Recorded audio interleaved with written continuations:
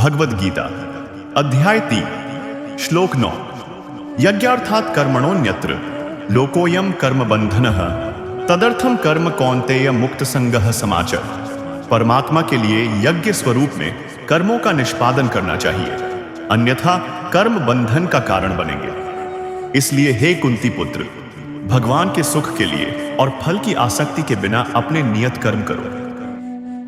डाकू हत्या करने के प्रयोजन से चाकू का प्रयोग करता है, जबकि एक सर्जन उसी चाकू का प्रयोग एक उपकरण के रूप में लोगों का जीवन बचाने के लिए करता है।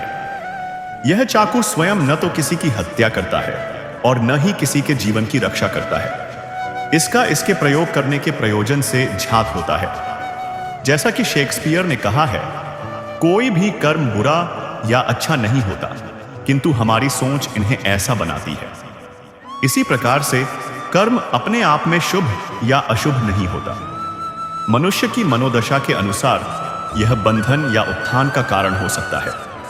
इंद्रिय सुख और अपने अहम की तुष्टि के लिए किया गया कार्य भौतिक संसार में बंधन का कारण होता है, और भगवान के सुख के लिए यज्ञ के रूप में किया गया कर्म माया के बंधनों से मुक्त करता है तथा भगवान की दिव्य कृपा प्राप्त कराता है। क्योंकि कर्म करना हमारी प्रकृति है, अतः हम इन दो प्रकार के कार्यों में से किसी एक को करने के लिए बाध्य होते हैं। हम एक क्षण के लिए भी अकर्मा नहीं रह सकते, क्योंकि हमारा मन खाली नहीं रह सकता। अगर कोई भी कार्य हम भगवान को अर्पण किए बिना करते हैं, तब हम अपने मन और इंद्रियों की तुष्टि के लिए कार्य करने के लिए विवश होंगे। जब हम किसी कार्य को समर्पण की भावना से संपन्न करते हैं, तब हम यह पाते हैं कि यह सारा संसार और उसमें व्याप्त सभी वस्तुएं भगवान से संबंधित हैं और उनका उपयोग भगवान की सेवा के लिए ही है।